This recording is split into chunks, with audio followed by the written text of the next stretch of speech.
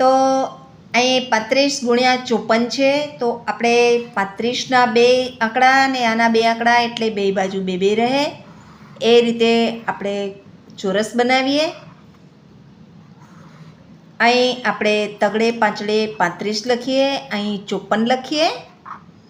હવે આના 2 ભાગ કરો. આ રીતે દરેક ખાનાના આ રીતે 2 2 ભાગ કરી નાખીએ. હવે કરીએ 5 તેરી 15, ત્યારબાદ 4 તેરી 12, ત્યારબાદ પાછું 25 25, 5 ચોક 20. હવે આ પહેલા ખાનાનો સરવાળો 0, અહીં 5 ને 2 7 8 9, બીજા ખાનાનો 9, ત્રીજા ખાનાનું 5 6 7 ને 1 8, અને ત્યારબાદ અહીં 1 છે તો 1 એમને એમ.